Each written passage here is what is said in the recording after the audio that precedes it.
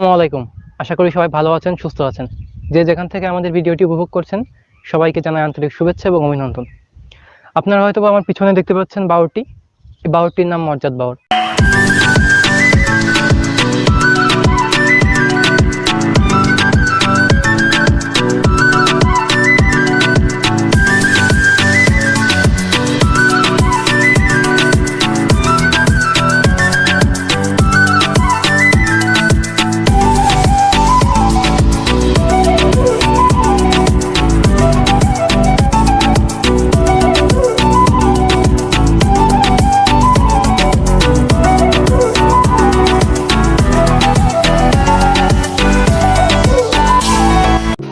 বাওরটি ঝিনাইদহ শহর থেকে 50 কিলোমিটার দক্ষিণ পশ্চিমে অবস্থিত এবং কালীগঞ্জ শহর থেকে 30 কিলোমিটার দক্ষিণ পশ্চিমে অবস্থিত।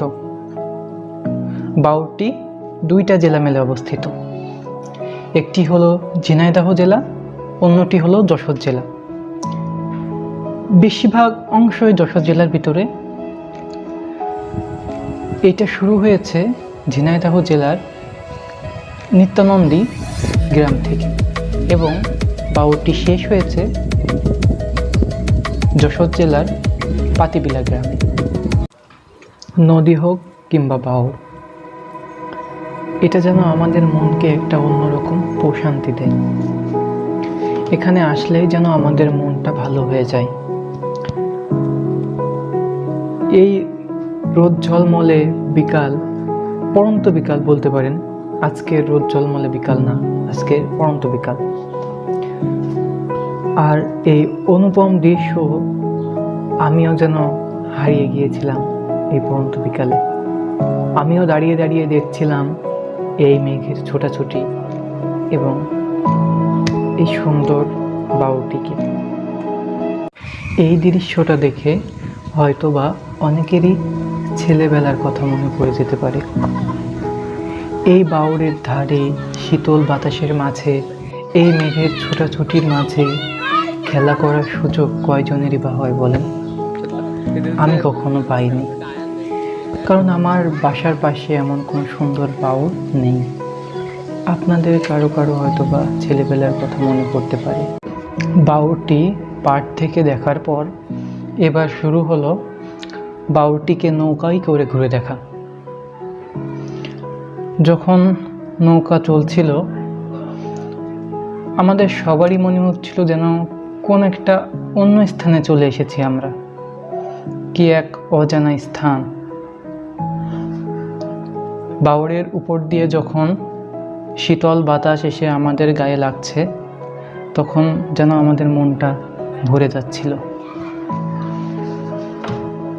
আর এমনইভাবে দুলতে দুলতে নৌকাটি চলে। আর আমাদের নৌকাটি চালাচ্ছিল পান্থ ভাই, যে মোটামুটি সুন্দরভাবে নৌকা চালাতে পারে। আর এই নৌকা চালানোর এই দৃশ্যটাও খুবই সুন্দরই লাগছে।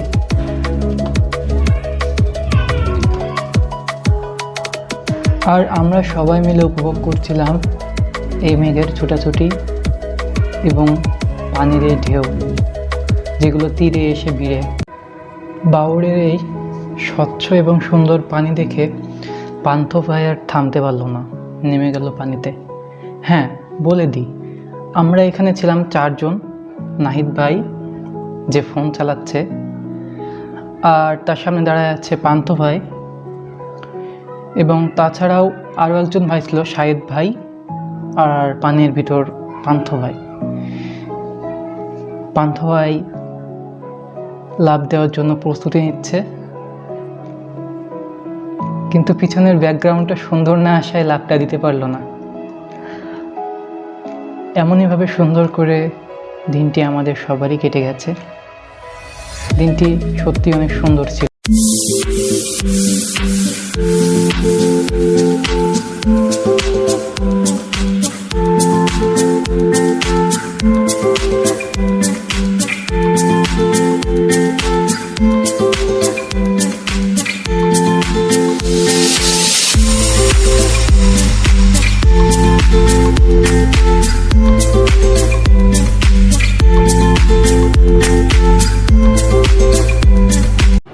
অনেক তো কথা হলো, এবার একটু বাউরটি ঘুরে দেখা যাক।